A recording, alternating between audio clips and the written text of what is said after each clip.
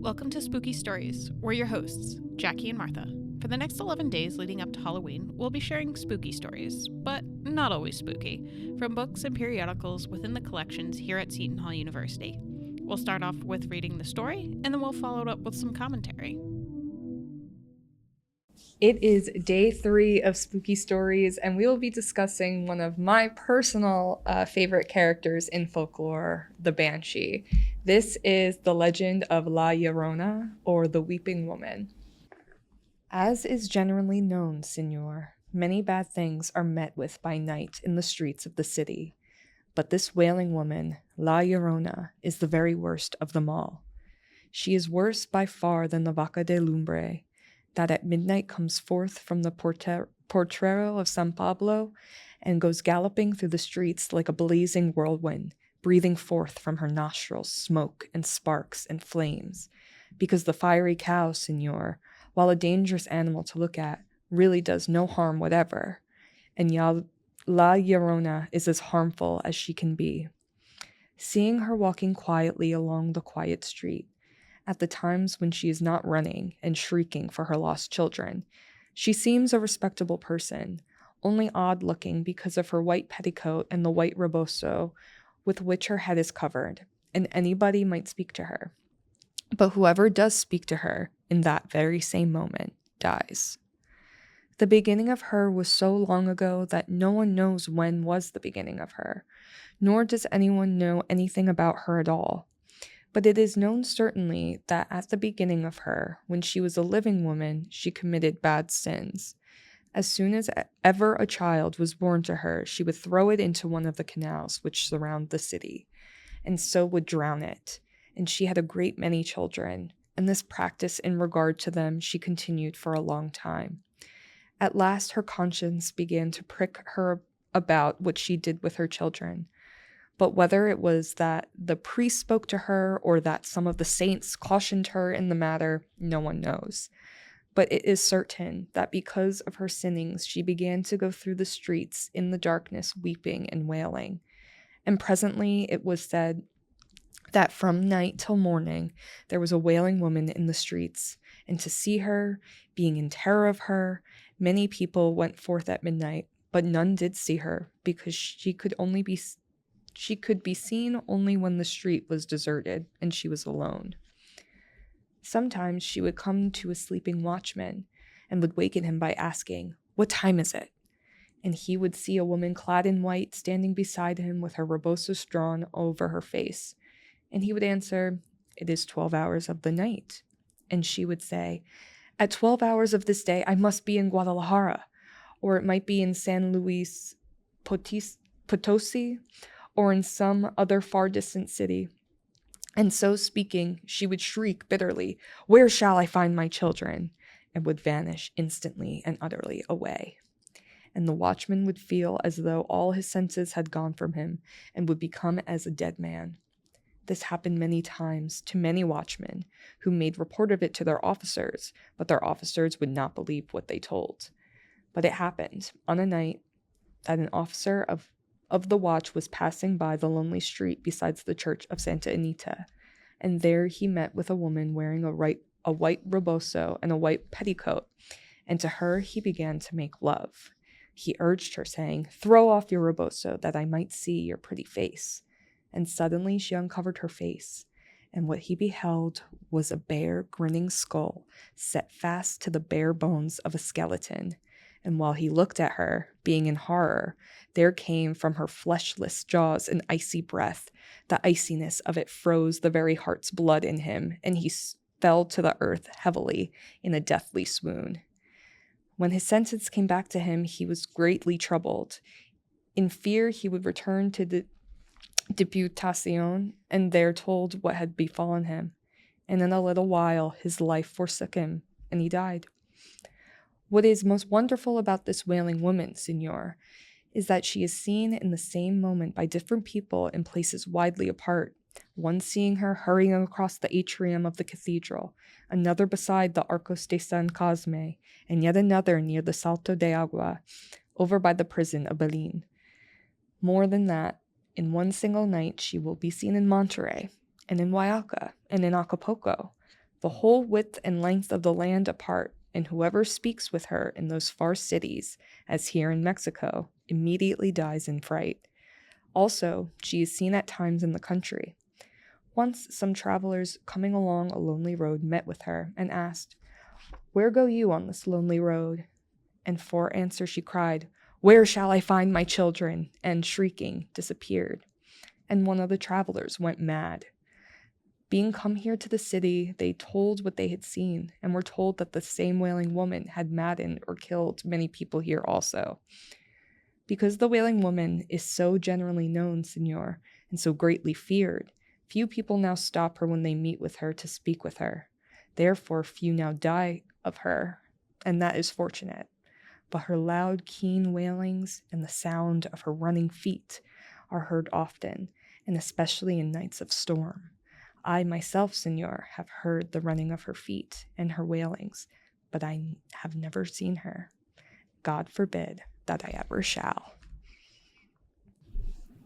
The legend of La Llorona comes from Legends of the City of Mexico by Thomas Janvier, published by Harper and Brothers in 1910. And this is a book that was a gift from the Knights of Columbus in Orange, New Jersey, which is just kind of cool, throwing out that provenance trace.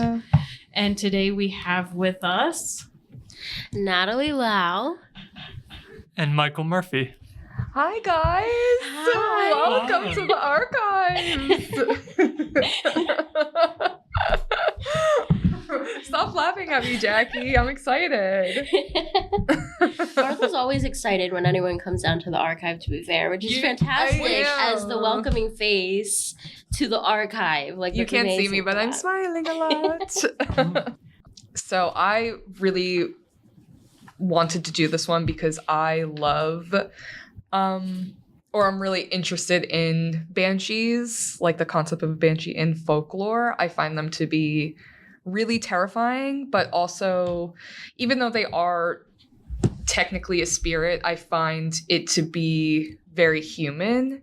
La Llorona was a woman who, I mean, in Mexican legend, she is evil. She is known to wander around bodies of water because she drowned her children in canals because she found out her husband was cheating on her. This book doesn't, or this story in Thomas Janvier's retelling of it doesn't go into that part of it. It just said she has borne many children and would drown them in the river.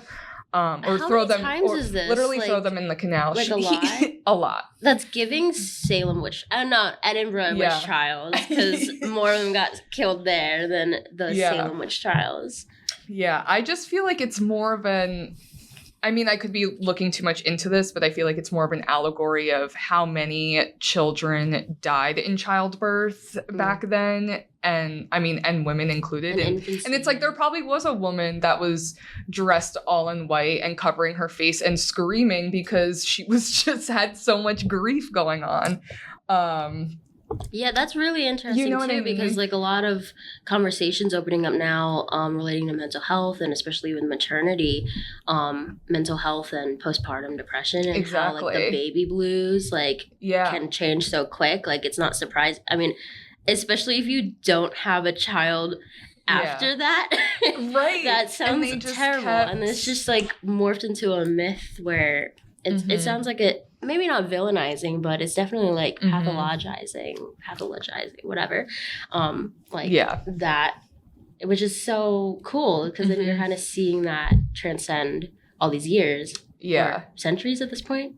Yeah, exactly. And she's a little bit, La Llorona is a little bit different from like a banshee in, let's say, like Welsh folklore or Celtic folklore, because in those traditions, it's more like they appear at the, as like an omen to a death in the family. Well, yes, Jackie. Weirdly enough, since, we're archivists and librarians, we're constantly researching as we're doing things. Yes.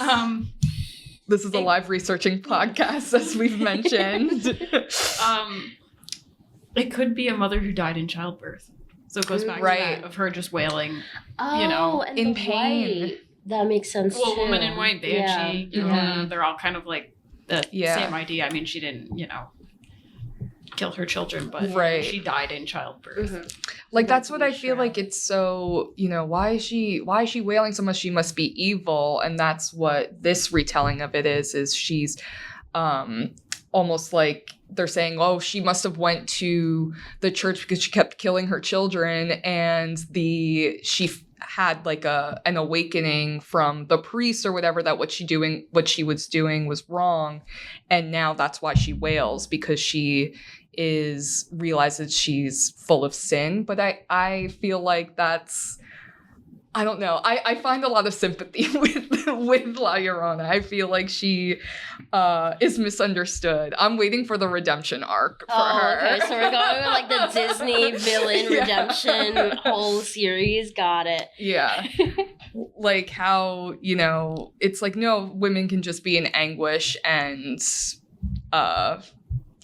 shrieking because of the pain that they're in, not because they're evil. It's also like a human emotion. Exactly. Like that's to be expected. Yeah. Yeah, it's interesting to see that this similar figure has kind of is across cultures, from in Europe, in Mexico and the Americas, and I'm not sure, I'm sure there's something similar in like Asian cultures as well.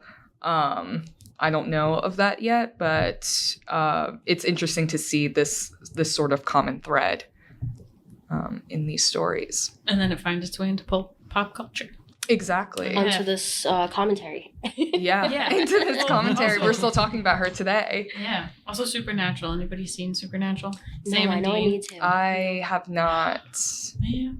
Listen, I'm like the only one now, and I keep people asking have told me people. I should watch it. Yeah, well, because I'm it's a a huge large- Vampire Diaries fan, so I know I need to do it. But Yeah, it's a large commitment. 15 seasons. I mean, I'm working on SVU. So Oh my god, I love SVU. I was raised. Olivia Benson raised me. But there's a banshee in Supernatural. Yeah, similar. She haunts a highway, will sit in your car with you and kill you. Oh, Normally men, too. yeah. Similar with La Llorona. Like Yeah. it's like watchmen in the city, because everyone is like, oh, she only comes out at night, and you don't see her, you just hear her, and you hear her feet running, and you hear her wailing, and there's like someone will approach her, and it's a man, and then she'll say, "Where are my children?" And then Oh my gosh, it's They'll the leave. exact same thing. Sorry. they'll leave, and then they die. Yeah. Wait, So so in she'll- Supernatural, did they call it a banshee or did they call it? I don't La know. Llorona. Yeah. I think they went with Banshee, but it was the same thing, because in the end, you do figure out and find out that she did drown her 2 children, Mm. and then Mhm. she get dragged to hell by her 2 children. Oh, Oh, fantastic. Spoiler alert. yeah. That also gives X-Files too. Mm. I've You never guys seen watch that. it? I've only seen like a few episodes. My dad was like a huge fan, but yeah, it's like a Monster of the Week type of show. Yeah, it was like more supernaturally too, Mhm. like definitely like extraterrestrial stuff. I remember I had to watch an episode for Psych, Oh, like in high school, interesting. which like I don't remember why it was relevant at all. But I do remember having to watch X-Files for Psych, because of course X-Files makes sense to watch in a high school AP Psych class for whatever reason. Oh wow!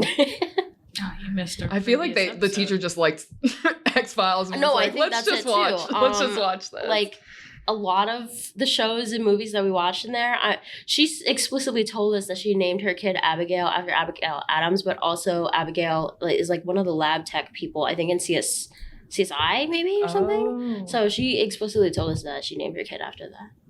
Abigail But she tells people Adams. Abigail Adams. She does not tell people the quirky, weird lab lady in a crime fighting show. I think both are valid. Who knows? Yeah, both are valid. I thought for a sec, Abigail Adams, like John Adams' wife. I was thinking of Salem Witch Trials though, because we're in spooky.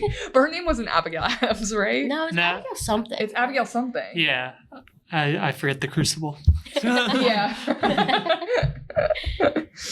But yeah, that's Any more Banshee talk?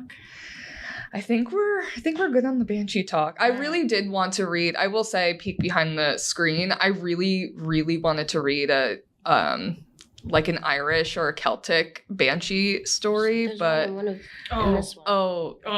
but I don't speak Spanish, but this is like literally is written in English, but I cannot read it. I cannot read it. It sounds so bad. That's because of the I tried recording Irish. myself. Yeah, and the Maybe Gaelic. you'll hear it in the bloopers, but it's bad. Oh yeah, and It that's the sounds thing, like I'm trying to do an accent. The Banshee's mentioned in everything. Like every Irish book we have Yeah. is about fairy tales. They're broken down by counties in that Irish fairy tale and because, folk book. well, each family has their own separate banshee, so it makes Yeah. sense that they're across counties. Right.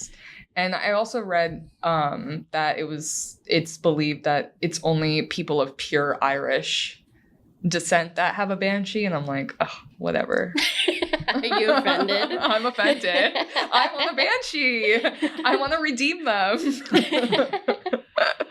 That's interesting in the context of like, I'm knocking on wood. I'm scared. Yeah. I'm scared. of just like Ireland as a place that the English and Scots settled. So Yeah. the idea of like, no, you don't get a banshee. Right. Our demons haunt us. Yeah. Well, it's our kind demons of- are our own. Thank you. Get your own. It's kind of reminding me of Brave with like Merida with like the weeping willows or whatever. Exactly. Not the weeping willows, whatever. Those little like Will-o'-wisps. Will-o'-wisps. Yeah. But that is based on like Scottish lore too. Mhm. So, but like, why are they so sad? I know. life Like, I want to know. life was. They seem Bleak. sad with Merida. Oh, at bleak! least. I said. Or were they Wait, like here- leading her? Maybe. Wait, They no, were are we they were talking like Will-o'-wisps? sprites. Yeah. They were Yeah, more sprites. sprites. So technically, will-o'-the-wisps, as from what I've heard, are like lead you astray because Oh. you follow the light through like marshes and moors and whatnot. So Oh, like, it's like a metaphor for like seeing the light when you're dying. Is it? Okay. I'm talking about like evil ones. and But I think fairy- they led Like, her they're like, to her oh. destiny, quote unquote destiny. Yes. In this case. I haven't. Well, seen that's the Brave Disney in a long version. time. Yeah, that is the version. That's true. Yeah. We are librarians, Natalie. we have rare books literally right in front of you. I know. Possibly an arsenical one too. We have Poison book, Irish folktale. Fairy and folk All right. Fairy and folktales. So we'll wrap up Banshee talk then. Yeah. All right. Thanks Thank for you stopping joining by. us. Thanks for having us. I love it. That's it for today's episode of Spooky Stories. We are your hosts, Jackie and Martha. If you enjoyed Spooky Stories, be sure to share and follow us on social media at SHU_libraries. Until next time, keep your curiosity alive and remember, the library holds more than just books. Some stories may linger long after the lights go out.